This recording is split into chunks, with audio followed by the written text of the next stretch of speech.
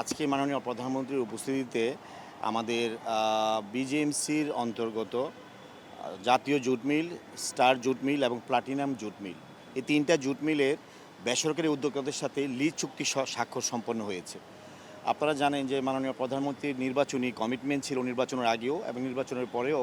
উনি শপথ নেওয়ার পরেই বলেছেন যে বন্ধ মিলগুলো চালু করার ব্যাপারে উদ্যোগ গ্রহণ করবেন। তার ধারাবাহিকতায় আজকে আমরা প্রাণ আরএফএল গ্রুপ এবং হ্যামকো গ্রুপ, এই দুইটি স্বনামধন্য শিল্প প্রতিষ্ঠানের সাথে আমরা তিনটি মিলের বেসরকারি উদ্যোক্তাদের সাথে এই একটা লিজ চুক্তি স্বাক্ষর করেছি। সেই অনুষ্ঠানে মাননীয় প্রধানমন্ত্রী উপস্থিত ছিলেন, মাননীয় মন্ত্রী আমাদের বস্ত্রপাট এবং বাণিজ্য শিল্পমন্ত্রী উপস্থিত ছিলেন, আমাদের সচিব মহোদয় ছিলেন, বিজেএমসি চেয়ারম্যান ছিলেন, প্রাণ আরএফএল গ্রুপের চেয়ারম্যান ছিলেন, হ্যামকো গ্রুপের এমডি ছিলেন।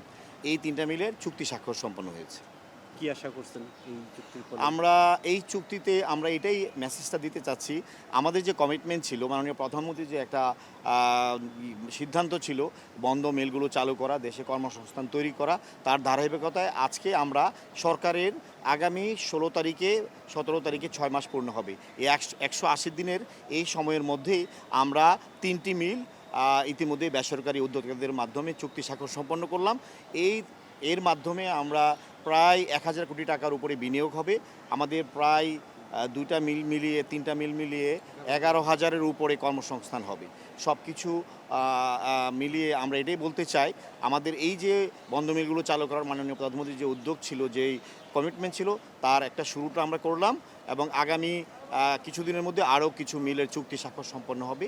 তাতে দেশে যেমন শিল্পায়ন হবে, অর্থনীতিতে একটা অবদান রাখতে পারবে, পাশাপাশি বেকার সমস্যার সমাধানের ক্ষেত্রেও এই উদ্যোগ কাজে লাগবে।